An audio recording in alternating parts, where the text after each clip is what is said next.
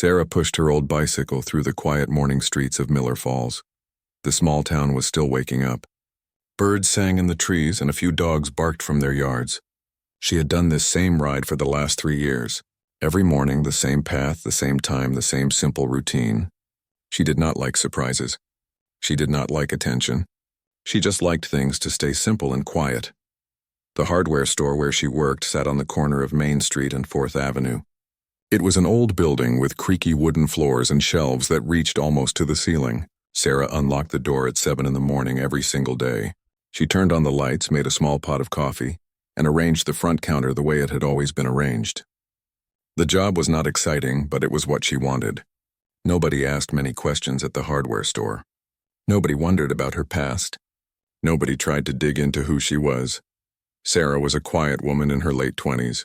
She had brown hair that she usually wore in a simple ponytail. She wore plain clothes, mostly jeans and t-shirts. She never wore makeup. She never tried to look special or stand out. Most people in Miller Falls did not notice her much at all. When they came into the hardware store and she helped them find nails or paint or tools, they rarely looked at her face. They just took what they needed and left. This was exactly how Sarah wanted it. But Sarah had a secret that nobody in Miller Falls knew about. Under her shirt, on her shoulder blade, was a tattoo. It showed a trident with a crown on top and an anchor below it. It was the symbol of the Navy SEALs. Sarah had earned that trident through one of the hardest and most painful experiences of her life. She had spent years in the military. She had been trained to do things that most people could never imagine. She had skills that could make her dangerous or could save lives. She had lived a very different life before she came to Miller Falls, but that was all in the past now. Sarah had decided to leave that life behind. She did not want to be a SEAL anymore. She did not want to be tough or dangerous or special. She wanted to be ordinary. She wanted to disappear into a normal life in a small town where nobody asked questions and nothing dramatic ever happened. She wore the trident on her skin as a reminder of who she used to be, but she kept it hidden under her clothes like a secret she was ashamed of. One evening in late September, Sarah attended a town hall meeting. The mayor had organized it because the town had a problem. Over the last few months, there had been 3 break-ins at houses. 2 cars had been stolen from driveways. There had been 1 robbery at a gas station on the edge of town. These things did not happen very often in Miller Falls. The town had always been safe and quiet. Now people were worried. The town hall was held in the community center and about 40 people came to discuss the problem. The mayor stood at the front and talked about what was happening. The police chief, a man named Jim Williams who was near retirement, explained that they did not have enough officers to patrol the streets as much as they needed to. He asked the community for ideas about how to stay safe. A man named Richard Harmon stood up to speak. Richard was a businessman who owned a real estate company in town. He was tall and well-dressed, and he spoke in a loud voice that made it clear he thought his ideas were important. Richard talked about organizing a neighborhood watch program. He talked about how people should keep their doors locked and their lights on at night. He talked about trusting each other and looking out for strangers. His ideas were basic and common sense, but he spoke as if he had invented something very clever. Several people nodded along with what Richard was saying. A few people asked questions. Then Sarah, sitting near the back of the room, raised her hand. She did not really want to speak, but she had heard something in the discussion that bothered her. When the mayor called on her, she stood up slowly. Sarah spoke quietly, in a voice that made people have to lean forward to hear her. She said that a neighborhood watch program was a good idea, but it needed to be organized better. She talked about creating a system where people reported information clearly to one central person. She talked about not relying only on lights and locked doors, but also about understanding how criminals think and watching for patterns. She talked about how people should be trained to notice real dangers instead of just being scared of everything. When Sarah finished speaking, there was silence in the room for a moment. Then Richard Harmon looked at her with an expression that was not kind. He was looking at her the way someone might look at a child who had said something silly. He stood up and smiled in a way that made the people around him feel uncomfortable. "You lost, little girl?" Richard asked. His voice was loud enough for everyone to hear. "Are you trying to tell me how to organize a neighborhood watch? I have been doing business in this town for 20 years. I think I know a little bit about keeping people safe. Maybe you should just go back home and let the adults figure this out." Several people in the room laughed. It was not mean laughter exactly, but it was the kind of laughter that made it clear they thought Richard was right. They thought this quiet woman with the simple clothes did not belong in this conversation. They thought she was trying to do something she was not qualified to do. Sarah said nothing. She did not argue or defend herself. She simply sat back down and looked at her hands. Inside, she felt something, but she did not let it show on her face. The meeting continued, and soon the topic changed to other things. After another hour, the mayor closed the meeting and people began to leave. As Sarah stood up to walk toward the door, she pulled her jacket a little tighter around her shoulders. For just a moment, as she reached up to adjust the collar, her jacket pulled up slightly. The Trident tattoo became visible for about 2 seconds. It showed the crown and the anchor and the sharp points of the trident. But nobody was looking at Sarah at that moment. Everyone was talking to their friends and getting ready to leave. Nobody saw the tattoo. Nobody understood who she really was. Sarah walked home that night with the wind blowing through Miller Falls. She thought about Richard Harmon and his loud voice. She thought about the people who laughed at her. She thought about the trident hidden beneath her clothes, the symbol of everything she used to be. She walked through the quiet streets of the town where she had decided to hide, and she felt completely alone. But she also knew something that nobody else in Miller Falls knew. She knew that she could help, and she knew that sooner or later they would need her help whether they wanted it or not. 3 weeks passed. The weather got colder, and autumn painted the trees of Miller Falls in orange and red colors. Sarah continued her routine of riding her bicycle to the hardware store each morning. She worked her shift, helped customers find what they needed, and rode home again in the afternoon. She tried to forget about the town hall meeting and what Richard Harmon had said to her. But she could not forget completely. The news in Miller Falls got worse. One night, a family called the Johnsons had their home broken into while they were sleeping. The burglar came through a back window that was not locked properly. He moved through the house quietly and stole jewelry, a computer, and some cash. The Johnson family woke up to find him in their living room. For a few scary minutes, the burglar and the family were face to face. Then the burglar ran away and escaped into the darkness. Nobody was hurt, but the family was very frightened. Mrs. Johnson could not sleep for days after the break-in. Their teenage daughter became nervous about being home alone. The police did not catch the person who broke into the Johnson house. There were no clear fingerprints. The neighbor who heard a noise did not see the burglar's face. It seemed like the crimes in Miller Falls were getting more bold and more dangerous. People started talking about installing security systems in their homes. They talked about buying locks and putting bars on their windows. Fear was spreading through the town like a cold that everyone could catch. About 2 weeks after the Johnson break-in, there was a knock on Sarah's apartment door. She was surprised because almost nobody ever visited her. She opened the door and found a woman named Margaret Chen standing in the hallway. Margaret was a nurse at the local hospital and lived in the same apartment building. They had said hello to each other a few times in the hallway, but they did not really know each other well. "I am sorry to bother you," Margaret said, "but I am trying to organize something, and I heard you had some good ideas at the town hall meeting. I wanted to talk to you about it." Sarah was confused. She did not think anyone had listened to what she said at that meeting. But she invited Margaret inside, and they sat down in her small living room. Margaret explained that she and several other people were trying to start a real neighborhood watch program. They wanted something serious and organized, not just Richard Harmon's basic ideas.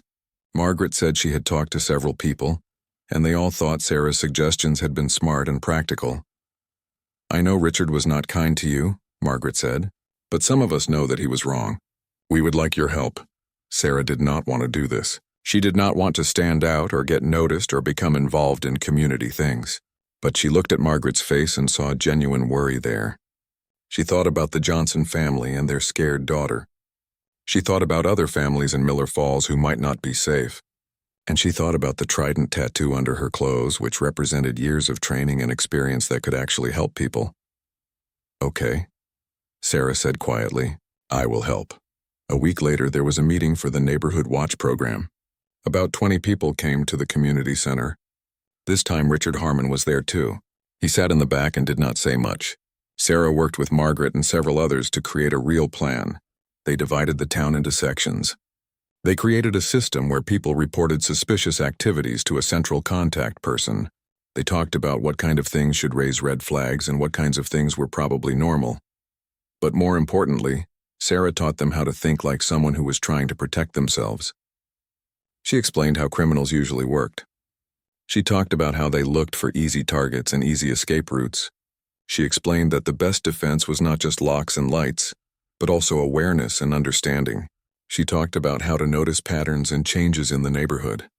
She talked about how to communicate clearly and work together as a group. People listened to Sarah differently this time. Maybe it was because she was invited to speak. Maybe it was because they were frightened and ready to listen to anyone with good ideas. But they listened carefully and they took notes. And they asked intelligent questions. That night, after the meeting ended and everyone had gone home, Sarah sat alone in the community center for a few moments. She felt something that she had not felt in years. She felt useful. She felt like her training and her knowledge mattered. She felt like she was helping people, which was one of the reasons she had become a SEAL in the first place. Over the next 2 weeks, Sarah worked with the Neighborhood Watch program quietly. She helped people understand how to set up security cameras properly. She suggested where people should focus their attention. She talked to Margaret and others about patterns she had noticed.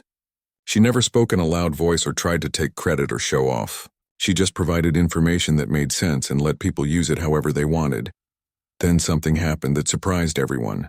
A man was arrested at the edge of town trying to break into a car.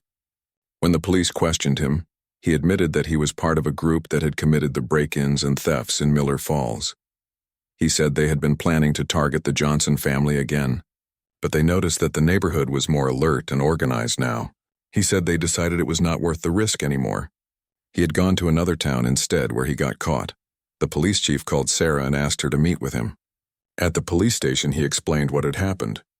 He said that the tips and information Sarah had provided, combined with the organized Neighborhood Watch program, had most likely prevented more crimes. He thanked her for her help. Sarah did not feel like a hero. She did not feel like she had done anything special.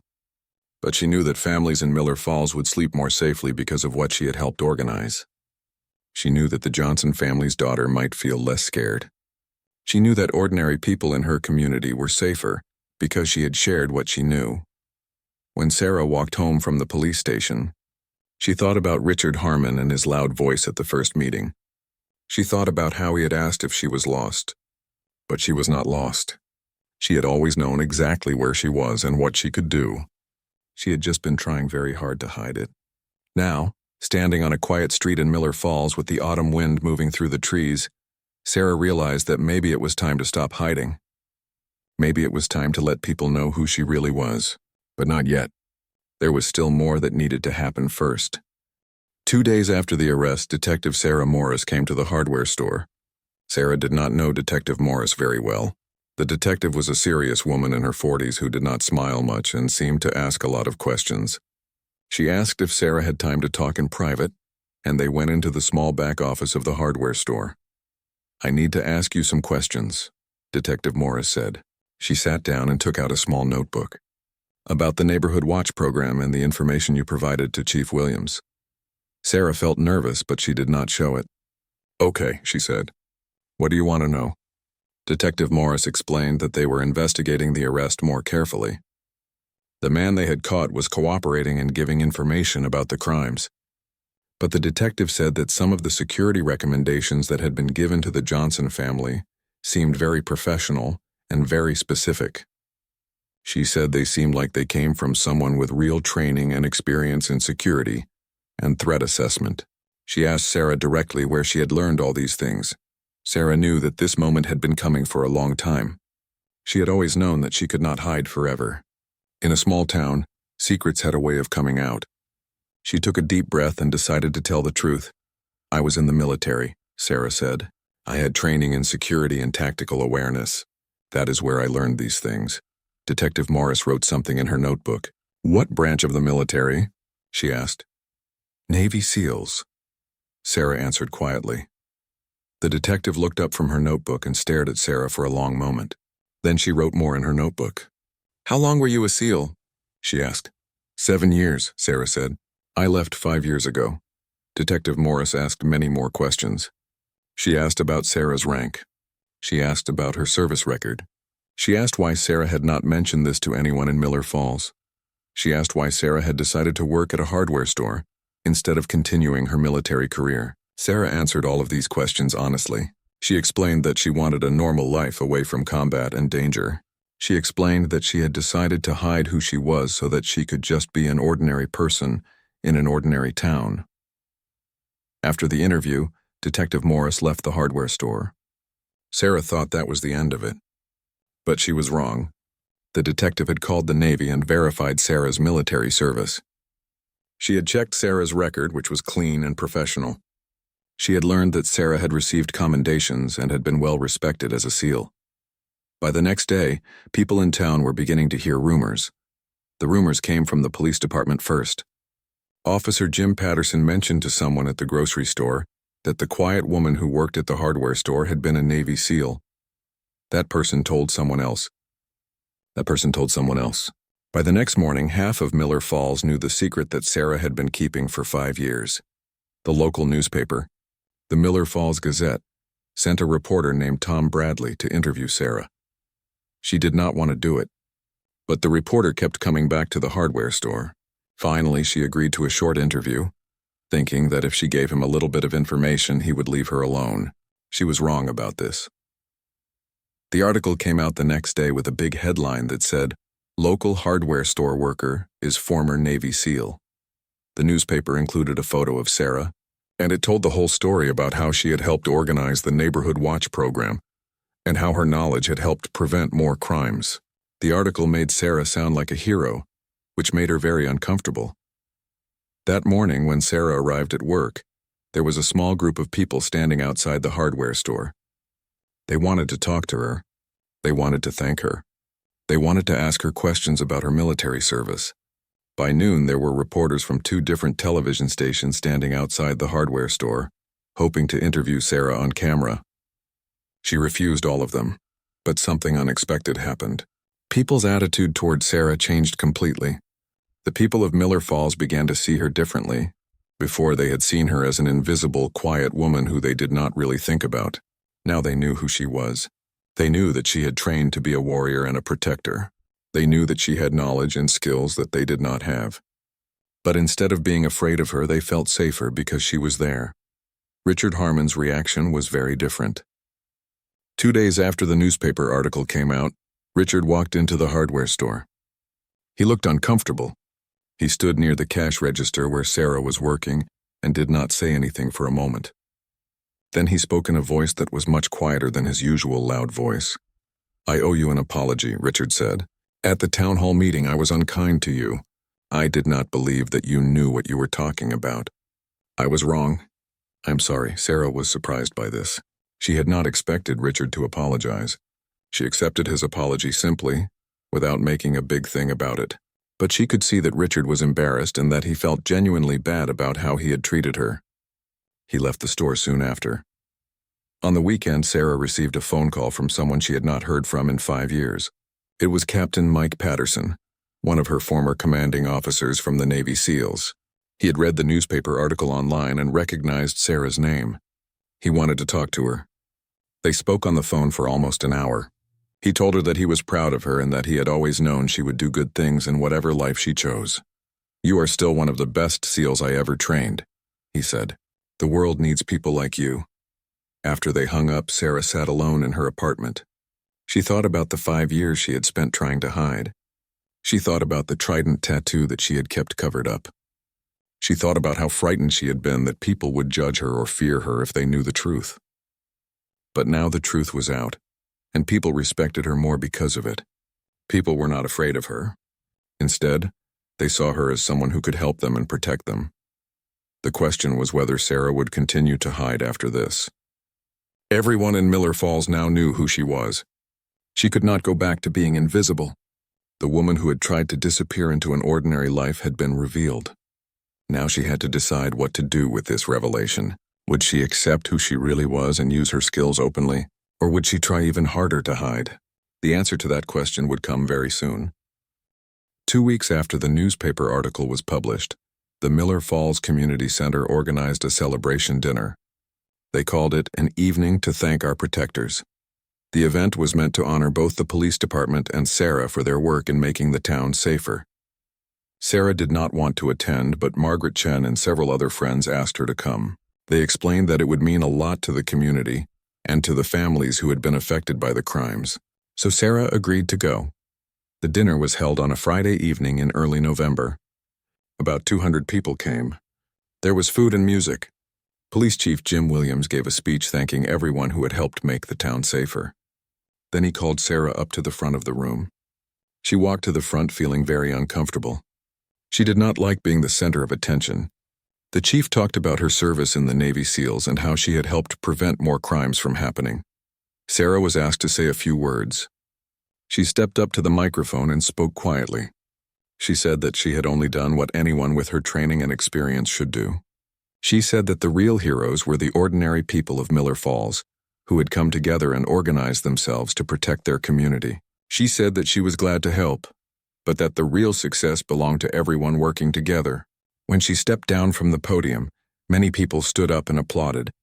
But then something unexpected happened. Richard Harmon stood up from his seat and walked to the front of the room. The applause stopped. Everyone looked at Richard, wondering what he was going to do. Richard looked angry and upset. His face was red, and he seemed to be having trouble controlling his emotions. "I have something to say," Richard announced loudly. His voice filled the room and made everyone quiet and uncomfortable. "I think that everyone here needs to understand something. This whole thing has gotten out of hand. A woman who is hiding in our town working at a hardware store suddenly becomes a big hero because the newspaper wrote an article about her. This is not right." Sarah felt a shock of cold go down her spine. She stood up slowly. Many people in the room looked confused. They did not understand where Richard was coming from. Richard continued speaking, his voice becoming louder and angrier. "She was not honest with us. She hid who she was. She let us think she was just an ordinary person, when all along she had this big military background. And now everyone is acting like she is some kind of goddess who saved our town. What about all the work that I did organizing the neighborhood watch? What about the real work that the police did? Why is everyone suddenly worshiping this woman just because she used to be a SEAL?" The room was completely silent. People did not know what to do or say. Then Margaret Chen stood up and spoke directly to Richard. "Richard, you were the one who insulted her at the town hall meeting," Margaret said. "You asked if she was lost. You did not want to listen to her ideas, and now you are upset because people respect her. That is not fair," Richard said. But his voice was weaker now. "I apologized for that. I was wrong. But that does not mean I have to pretend that she is perfect. She hid from us. That is dishonest," Sarah finally spoke. She did not raise her voice. She did not get angry. She simply stated facts in a calm and clear way. "I did not hide anything that I was directly asked about," Sarah said. "I did not lie to anyone. I chose to have a private life and not tell everyone about my past. That is not dishonest. That is a choice about my own personal information. You did not ask me about my background, so I did not tell you. That is a normal thing that people do every day." Sarah looked around the room at all the faces watching her. "I came to Miller Falls because I wanted to be a normal person," she continued. "I did not want to be treated differently because of my military service. I wanted to work at a hardware store and ride my bicycle and live quietly. I did not ask for any of this attention. I only helped with the neighborhood watch because people needed help and I could provide it. I would have done the same thing whether I was a SEAL or a librarian or a teacher. Helping people when they need help is the right thing to do." Then something surprising happened. Mrs. Johnson, the woman whose home had been broken into, stood up and walked to the front of the room. Her teenage daughter stood up too. Mrs. Johnson walked over and hugged Sarah. "I need to say something," Mrs. Johnson said to the crowd. 2 weeks ago, my daughter was terrified to be alone in her own home. She was having nightmares. She did not feel safe. Sarah helped us set up our security system and taught us how to protect ourselves. My daughter is sleeping through the night now. She feels safe again. I do not care if Sarah was hiding or if she did not tell us about her background.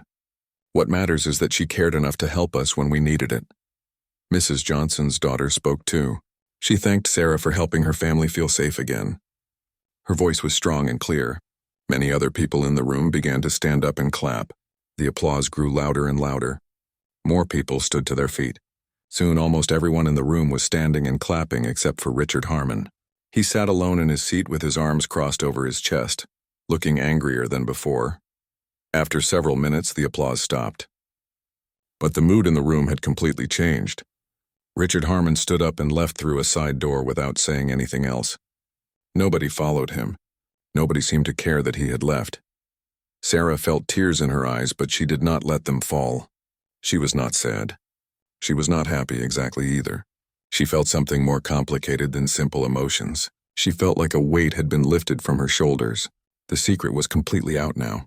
Everyone in Miller Falls knew who she was. And instead of rejecting her, they had chosen to support her. They had chosen to believe that she was a good person who was trying to help. Later that evening, as the party was ending, Chief Williams came to talk to Sarah. He asked her if she would be interested in working with the police department as a security consultant. He explained that they could not pay much, but they could offer her flexible hours that would allow her to keep her job at the hardware store if she wanted to. Sarah told him she would think about it. Walking home that night through the quiet streets of Miller Falls, Sarah felt something she had not felt in 5 years. She felt like she belonged. She felt like she could finally be honest about who she was. She felt like the town that had once seemed like a place to hide had become a place where she could actually live her real life. And she realized that the woman whom Richard Harmon had once asked if she was lost had finally found her way home. By the beginning of December, Sarah had made an important decision. She accepted the job as a security consultant for the Miller Falls Police Department. She still worked at the hardware store 3 days a week. But the other 2 days she worked with the police on security projects. Chief Williams gave her a small office at the police station. It was not much, just a desk and a chair and a filing cabinet, but it was her own space. She did not have a fancy title and the pay was not high, but the work was meaningful. Sarah's first project was to evaluate the security systems at the police station itself. She found several places where improvements could be made. She also worked on a program to train community volunteers to recognize real security threats instead of just being paranoid about everything. She helped the police department think about the future and prepare for different kinds of problems. She did all of this work quietly and professionally, the same way she had done everything else in her life. But Sarah's life changed in another important way too. As more people in Miller Falls learned that she was a SEAL, they began to ask her for advice. Parents asked her about military service for their children. Young people who wanted to join the armed forces asked her questions about training and discipline. A group of teenage girls came to her and asked if she would talk to them about careers in the military. Sarah said yes to everything. She started a program at the local high school called Strength and Service. She worked with students, especially girls who were interested in military careers or just wanted to understand what it meant to be disciplined and strong. She did not teach them to be soldiers or warriors. Instead, she taught them about dedication, hard work, and how to push through difficult things. She taught them that strength could be physical, but it could also be mental and emotional. She taught them that the real power came from helping other people and working toward a greater purpose than yourself. One afternoon in early January, a young woman named Taylor came to talk to Sarah at the police station. Taylor was 17 years old and very shy. She told Sarah that she wanted to join the Navy, but her family did not support the idea. Her parents thought she was too fragile and that military service was not for girls like her. She asked Sarah for advice. Sarah listened to Taylor's story carefully. Then she took off her jacket and showed Taylor the Trident tattoo on her shoulder blade. "This represents 7 years of my life," Sarah said. "It was the hardest thing I have ever done. It was painful and difficult and scary, but it was also the most meaningful work I have ever done. If you want to do this, you have to understand what you are getting into. But you also have to understand that women are just as capable as men. If you have the desire and the dedication and the strength, you can do this." Sarah worked with Taylor over the next few weeks. She introduced Taylor to other women who had military backgrounds. She helped Taylor train physically to prepare for military entrance tests, and she helped Taylor practice how to talk to her parents about her decision. By February, Taylor's parents had accepted that their daughter was serious about joining the Navy. They gave her their blessing. At the same time, Sarah's relationship with the town continued to grow stronger. She became known as someone who would help with anything related to security or personal safety. She gave talks at the schools about being aware and making good choices. She worked with the police on several more investigations. She consulted on security for the town's annual events. And she did all of this while still working at the hardware store and still keeping her life as simple and quiet as she could make it. But the most important change in Sarah's life came in a different form. In March, she received a letter from the Navy. She did not expect to hear from them. The letter was from the Secretary of the Navy, and it said that Sarah was being recognized for exceptional service and dedication. The letter said that although she had left active duty, her contributions to her community and her continued service through teaching and helping others showed that the Navy SEAL values of honor, courage, and commitment continued to guide her life. The letter said that she would be invited to Washington, D.C. to receive a commendation. Sarah did not feel like she deserved such recognition, but she decided to go. In April, she traveled to Washington, D.C. for the first time in 5 years. She wore a dress that fit nicely, and she had her hair done professionally for the event. At a ceremony, the Secretary of the Navy presented her with a medal and read a citation describing her accomplishments. She stood there in front of military leaders and officials, and she thought about how far she had come. When Sarah returned to Miller Falls, she was different but also the same. She was still the quiet woman who rode her bicycle to the hardware store. She still did not like being the center of attention. She still did not talk much or try to stand out. But she was no longer hiding. The Trident tattoo under her skin no longer felt like a secret to be ashamed of. It felt like a symbol of who she was and what she believed in. One evening in May, Sarah was closing the hardware store when Richard Harmon came in. They had not spoken much since the confrontation at the dinner. Richard looked different. He seemed smaller somehow, less loud and aggressive. He said hello to Sarah and asked if she had time to talk. They sat down on a bench outside the store as the sun was setting. "I want to apologize again," Richard said. "I have been thinking about what happened at the dinner. I was jealous. I wanted to be the person who saved the town. I wanted to be the hero. And when you turned out to be the one who had real skills and real knowledge, I could not accept it. I am sorry for that." Sarah listened to Richard without interrupting. She could see that he was genuinely sorry. She could see that he had done some thinking about his own behavior. "I accept your apology," Sarah said simply. "I do not blame you for wanting to help your community. That is a good thing. I hope you will continue to do that. We all have different gifts. Your gifts are different from mine, but that does not make them less important." Richard left, and Sarah sat alone on the bench as night fell over Miller Falls. She thought about the journey that had brought her to this moment. She thought about the woman who had been lost inside herself, trying to hide and disappear. She thought about how sometimes the best way to find yourself is to stop hiding. She thought about how the people who had once ridiculed her had become her community. And she realized that she was finally where she was supposed to be. The trident beneath her jacket was no longer a secret. It was simply a part of who she was. Sarah got up from the bench and walked home through the quiet streets of Miller Falls. No longer lost, finally home.